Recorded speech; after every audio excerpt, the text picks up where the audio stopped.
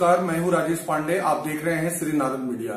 आज हमारे साथ साक्षात्कार के लिए सिवान के युवा सांसद श्री ओम प्रकाश यादव जी हैं। ओम प्रकाश यादव जी से हम ये जानना चाहेंगे कि सिवान के विकास और आगे आपकी चुनाव की रणनीति। तो ओम प्रकाश जी, ये बताइए कि जो आगे चुनाव आ रहा है इसको लेकर आपके पास क्या रणनीति है? सर्वप्रथम नारद मीडिया के माध्यम से सिवान की महान जनता को हम नमन अभिनंदन करना चाहेंगे। नवरात्र के अवसर पर उनके उज्जवल भविष्य की कामना, उनके सुखद सानंद जीवन की, उनकी उन्नति और प्रगति की कामना करना चाहेंगे। जहां तक चुनाव की बात है तो भारतीय जनता पार्टी एक राष्ट्रीय पार्टी है, एक मजबूत नेतृत्व देश को मिला है। आप देखेंगे कि भ्रष्टाचार मुक्त प्रशासन देने में नरेंद्र मोदी जी कामयाब रहे हैं। किसी विभाग में किसी तरह का कोई घोटाला नहीं हुआ। पूर्ववर्ती सरकारों ने हर विभाग में घोटाला हुआ, देश का खजाना खाली करके लोग चले गए। तो नरेंद्र मोदी ने गरीब कल्याण के लिए उनके अनेक योजनाएं जो धरातल पर उतारने का काम किया है, उसी को लेकर के हम लोग चुनाव मैदान में उतरेंगे। अभी ऐसा कयास लगाया जा रहा है कि जदयू के साथ गठबंधन हो सकता है और उसमें अपनी जो ये सिवान, छपरा और महाराजगंज और सिवान की सीट में से एक सीट उनको जा सकती है। ऐसे में सिवान में क्या संभावना है? देखिए, मैं जहां तक मुझसे आप पूछ रहे हैं तो केंद्रीय नेतृत्व फैसला करेगा कि कौन सा सीट जेडीयू को देना है, कौन सा सीट नहीं देना है। हमने अपना संकल्प पूरा कर लिया है। जब पूर्व सांसद द्वारा मेरी पिटाई की गई तो हमने एक संकल्प लिया था कि जब तक उनकी सांसाई सिवान से समाप्त नहीं करेंगे, मेरी पत्नी सिंदूर नहीं लगाएगी और मंगलसूत्र नहीं पहनेगी। तो हमने अपना संकल्प पूरा कर लिया। अगर भारतीय जनता पार्टी मुझे टिकट देगी तो लड़ेंगे, नहीं देगी जिसको देगी हम उसी को मदद करेंगे। आपने 10 साल आप यहाँ के सांसद रहे हैं, बहुत सारे विकास के कार्य आप किए हैं।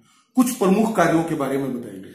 देखिए, पहली बार जब हम जीत कर गए तो आरपीएन सिंह जो परिवहन के सड़क मंत्री हुआ करते थे, उनसे अनुरोध करके एक लंबित प्रोजेक्ट था हाजीपुर से छपरा तक का 4 लेन 1600 करोड़ रुपये की राशि हमने स्वीकृत करवाई।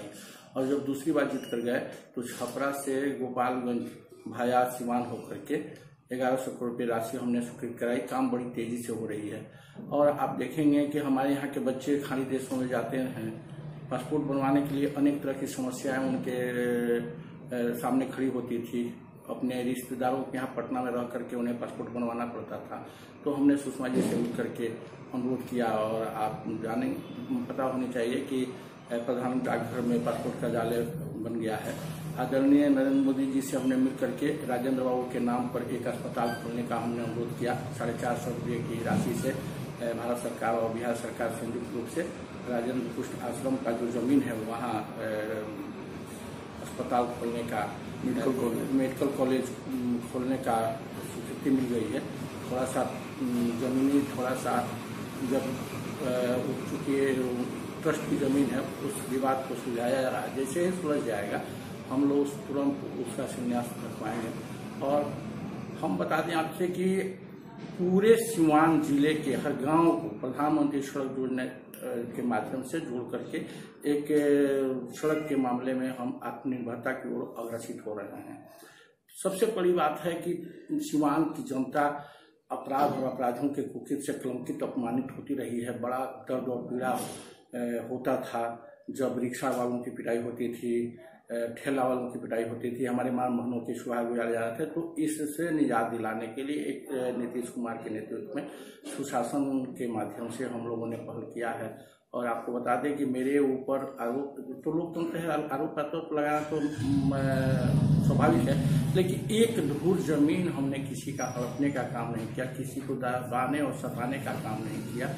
तो अगर चुनाव मैदान में उतरेंगे तो अपने इस कामों को लेकर जाएंगे।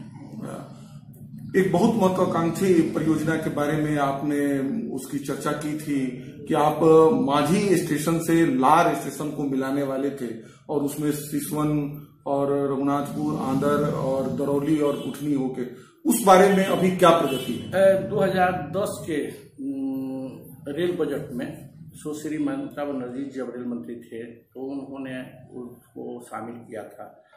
इसके लिए अभी हमने आदरणीय प्रधानमंत्री जी से मिलकर अनुरोध किया था, तो उन्होंने कहा कि देखिए सांसद महोदय, अभी 16,000 योजनाएं जो घोषणा करके यूपीए सरकार चली गई है, तो उस पर धीरे धीरे हम लोग काम कर रहे हैं। जो जरूरी समझ रहे हैं उसका हम लोग पूरा कर रहे हैं। जैसे कि आपका दीघा पुल हुआ, अटल बिहारी वाजपेयी जी के शासनकाल में उसकी आधारशिला रखी गई थी, उसमें हम लोग पैसा देकर के उस काम को पूरा करवाए हैं। अभी जो काम आप किए हैं, चाहे भारत सरकार कर रही है, उसी का प्रचार प्रसार होनी चाहिए। नई योजनाओं के बारे में जब फिर दोबारा चुनाव होगा और फिर अपनी सरकार बनेगी, उस पर हम लोग विचार करेंगे। देखिए, हमारी सरकार ने जो महत्वपूर्ण योजनाएं शुरू की है, हम उसके बारे में बता देना चाहते हैं नारद मीडिया के दर्शकों को कि आयुष्मान योजना एक बहुत महत्वाकांक्षी योजना है। दुनिया का सबसे स्वास्थ्य बीमा योजना के माध्यम से गरीब जो समझ लिए थे कि अब बीमारी हो गई है तो मुझे मरना ही है, और उनके वृद्ध माता पिता कहते थे कि बाबू अभी पैसा को आप बचाइए, मुंह में मत लगाइए। ऐसे लोगों को सहारा देते हुए भारत सरकार ने आयुष्मान योजना शुरू किया है। 5 लाख रुपये का इंश्योरेंस दे रही है। तो सोचिए, जो आदमी एक बार 5 लाख रुपया नहीं देखा हो, उसको इलाज कराने के लिए हमारी सरकार दे रही है। उजाला योजना, हम माननीय वीर शंकर दुबे जी के शिष्य हैं, उनसे हमने कहते कहते 6 वर्ष मुझे लगा एक सिलेंडर लेने में। आज भारत सरकार ने मुफ्त में 8 करोड़ लोगों को मुफ्त में गैस कनेक्शन दे रही है, जिसमें हमने अभी तक 1.25 लाख लोगों के बीच गैस बांटने का काम किए हैं। तो जनधन योजना, 1 रुपये का अगर हम भिक्षाटन करने वाले लोगों को भी दें तो लेना पसंद नहीं करते हैं। मात्र 1 रुपया में हम लोगों ने 2 लाख रुपये का इंश्योरेंस भी दे रहे हैं और 10,000 रुपये का क्रेडिट भी दे रहे हैं।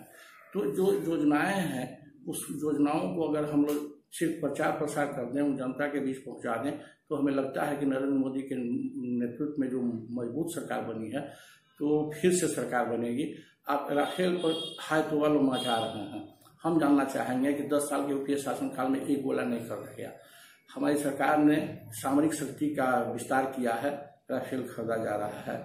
S-400 हम लोग रसिया से ले रहे हैं, जिसके जवाब में खिलौना चीन से पाकिस्तान खरीद रहा है। तो हमारी सरकार अच्छी काम कर रही है और देश की जनता और बुद्धिजीवी समाज इस बात को बड़े गहराई से समझ रहे हैं। और मुझे लगता है कि फिर से नरेंद्र मोदी के नेतृत्व में सरकार बनेगी और भारत विश्व गुरु का जो खिताब ख्याति इसको प्राप्त है, उसको पुनः प्राप्त होगा।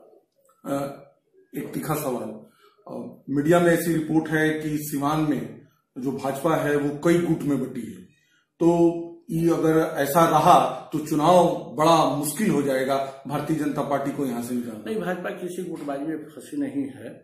बड़ा परिवार होने के साथ आपसी मतभेद संभाविक है, लेकिन गुटबाजी नहीं है और राष्ट्र हित में हम लोग सब मिलजुल करके काम करेंगे। एक नेतृत्व है, एक नारा है, सबका साथ सबका विश्वास। और हम लोग आप देखेंगे कि जब पहली बार हम जीत कर गए तो मुझे लगा कि दिल्ली में रहने और खाने की व्यवस्था कर दी जाए, तो हार्ट, कैंसर, लीवर, जिसका इलाज पटना सीवान संभव नहीं है, ऐसे हमारे यहाँ 50 से 60-70 मरीज रहते हैं डेरे पर। सबको खाना खिलाते हैं और सब लोगों के उचित इलाज के लिए हमने 2 लड़के रखे हैं। एक लड़का हमारा एम्स और सफदरगंज देखता है, एक लड़का राम मनोहर लोहिया देखता है। अभी तक हमने 2400 लोगों का हार्ट बदलवाने का काम किया है, 5 आदमी का किडनी ट्रांसप्लांट किया है, 2 आदमी का लीवर, जिसमें 30-30 लाख रुपया खर्च हुआ। भारत सरकार से दिलवा करके हमने उनको उचित इलाज की व्यवस्था सुनिश्चित की है। भाजपा की कोई गुटबाजी में फंसी नहीं है। सारे नेता मिलजुल करके नरेंद्र मोदी के नेतृत्व में, अमित शाह जी के नेतृत्व में काम कर रहे हैं और आने वाले दिन में निश्चित रूप से फिर से भारतीय जनता पार्टी की देश में सरकार बनेगी। हम आपको आश्वस्त करना चाहेंगे। एक और सवाल, ऐसा माना जा रहा है कि इस बार जो आपका विपक्ष होगा वो विपक्ष राजद न होके माले होगा, और ऐसा भी कयास लगाया जा रहा है कि अमर यादव को यहाँ से जो है गठबंधन के महागठबंधन के तहत सीटें मिली और वो लड़ेंगे, तो आपके लिए बड़ा मुश्किल हो जाएगा ये सीट निकालना। एक वक्त था, हम लोग जब देवी देवताओं को देखते थे तो हम आराधना करते थे सीमान वासी की, हे देवी देवता आप सीमान चलिए और शाहदीन जैसे कुख्यात अपराधी से निजात दिलवाइए। और आज उनकी हम कोई चुनौती पेश नहीं कर पाए। कई प्रयोग किए, इखलाक अहमद को हम लोग लड़ाए, माननीय वीर शंकर दुबे जो हमारे गुरु हैं उनको हम लोग लड़ाए। यहाँ तक कि सीवान की जनता ने नागनाथ और सांपनाथ में अमर यादव को भी घोटने का काम किया। आपको याद होगा एक बार भारतीय जनता पार्टी को छोड़ करके लोगों ने माले को वोट दे दिया था। उस विषम परिस्थिति में भी हमें याद है कि कोई चुनौती नहीं दे पाया अमर यादव जी। जब सिवान की जनता प्रबुद्ध है, बड़ी बुद्धिजीवी है, बड़ी ईमानदारी और निष्ठा के साथ राष्ट्र हित में लोग मतदान करते हैं। और यहाँ लोग थोड़ा भयभीत जरूर रहते हैं, लेकिन लालच लोग में वित्तीय और चिंते नहीं है। यहाँ के लोग बेदाग छवि के लोगों को पसंद करते हैं। तो कोई चुनौती आज के डेट में माले के पास चाहे आरजेडी के पास भारतीय जनता पार्टी की कोई चुनौती नहीं है। भारतीय जनता पार्टी निश्चित रूप से यहाँ से जीतेगी, चाहे वो माले और आरजेडी मिलकर लड़े, अलग अलग लड़े, कोई फर्क नहीं पड़ता है। ये लोग तो हमेशा एक दूसरे के पूरक भी रहे हैं। याद कीजिए दरभंगा में नामांकन किए थे अमर यादव जी और साहबदीन के इशारे पर फिर आकर के यहाँ से चुनाव लड़े, कोई अंतर नहीं पड़ेगा। एक और प्रश्न, अगला जो चुनाव होगा वो सीवान में विकास के नाम पे होगा या भय मुक्त प्रशासन के नाम पे? देखिए, विकास के नाम पर होगा। हम लोगों ने कहा है, हम लोगों ने काम किया है, हम गरीब गुरुओं का सेवा किया है। हमारी सरकार ने गरीबों के कल्याण के उत्थान के लिए अनेक तरह की योजनाएं लागू की है। हम लोग अपने काम पर, अपने नेतृत्व के काम पर चुनाव मैदान में जाएंगे और हमें उम्मीद है कि एक सबल राष्ट्र के निर्माण में सीवान के लोग फिर से भारतीय जनता पार्टी के नेतृत्व में सरकार बनाने के लिए नरेंद्र मोदी का हाथ को मजबूत करेंगे। अच्छा, ये बताइए सीवान में आपके समझ से अभी कौन सा और काम करने की आवश्यकता है विकास को लेकर? देखिए, हमारे यहाँ 3 चीनी मिल और 1 सूता फैक्ट्री बंद है। हमारे यहाँ के लोग खाड़ी देशों में जाकर अपने परिजनों को छोड़ करके काम करते हैं। तो हमने भारत सरकार के पेट्रोलियम मंत्री अपने बड़े भाई आदरणीय धर्मेंद्र प्रधान जी से अनुरोध किया है कि कम से कम एक बोटलिंग प्लांट का छोटा सा भी अगर आप यहाँ व्यवस्था करा देते हैं तो 100-200 लोगों को रोजगार का सृजन हो जाएगा और कुछ लोग चाय पानी बेच करके भी अपने परिवार का जीवन यापन कर लेंगे। तो मेरी आग्रह को स्वीकार करते हुए उन्होंने IOCL को निर्देशित किया है, टेंडर निकल चुका है। हमें लगता है कि जल्द ही उसका भी काम प्रारंभ हो जाएगा। तो बड़ी समस्या है यहाँ बेरोजगारी की, क्योंकि हमारे यहाँ किसान अपना गन्ना बेच करके अपने बेटियों की शादी कर लेते थे, बच्चों की पढ़ाई कर लेते थे, शिक्षा दीक्षा का इंतजाम कर लेते थे। लेकिन 3 चीनी मिल और 1 सूता फैक्ट्री बंद होने से यहाँ बेरोजगारी की समस्या है। बेरोजगारों को रोजगार का सृजन करना हम लोगों का दायित्व बनता है। सांसद महोदय, ये सीवान शहर बड़ी तेजी से बढ़ रहा है और सीवान शहर की सबसे बड़ी समस्या जाम को लेकर है। सोमवार से लेके शुक्रवार तक पूरा जाम से ग्रसित रहता है। इसके बारे में आपने कभी ऊपर मंत्री महोदय लोग से इस बारे में कोई उठाया है? निश्चित रूप से हमारी पहल है, प्रयास है। आप देखेंगे कि सिसवन ढाला पर हम लोग रेलवे पुल बनवाए हैं तो कुछ हद तक उधर जाने वाले लोगों को जाम से निजात मिली है, आंध्र ढाला से। और सिसवन ढाला भी रेल मंत्रालय ने स्वीकृति दे दी है। एक एनओसी बिहार सरकार को देना है। हम 2 माह पहले PWD मिनिस्टर माननीय आदरणीय नंद किशोर यादव जी से मिल करके हमने अनुरोध किया है कि कृपया एनओसी भेज दें। तो इरकॉन को यह काम मिला है, वो अपना सर्वे कर रहा है। हमें लगता है कि यह काम भी बहुत जल्द पूरा होने वाला है, शिलान्यास होने वाला है। और जाम की समस्या से पूरे प्रशासन के लोग भी और यहाँ की जनता काफी त्रस्त है। तो हमने नितिन गडकरी से मिलकर के अनुरोध किया है कि चाप ढाला से आप ले जा करके फ्लाईओवर के माध्यम से दरोगा कॉलेज के आगे अगर वहां तक हम निर्माण करवा देते हैं तो जाम की समस्या से निजात मिल जाएगी। और हमें लगता है कि ये भी एक टीम आई थी जो सर्वे करके गई है। हमें लगता है कि निश्चित रूप से इस काम को भी हम लोग देर से पूरा करेंगे। धन्यवाद सर, आपने नारद मीडिया को इतना समय दिया और साथ ही आपने सबसे बड़ी बात कही जो लगातार मीडिया में ये कही जा रही थी कि अभी भी सांसद महोदय जो है वो भय के वातावरण के आसपास हैं और इसी से लोगों को चुनाव में ले जाना चाहते हैं। लेकिन आज आपने ये नारद मीडिया के सामने बिल्कुल साफ गोई के साथ कहा कि सीवान में चुनाव केवल और केवल विकास पे होगा और विकास ही आपका मुख्य एजेंडा रहेगा। आपने नारद मीडिया को समय दिया, इसके लिए आपको काफी धन्यवाद।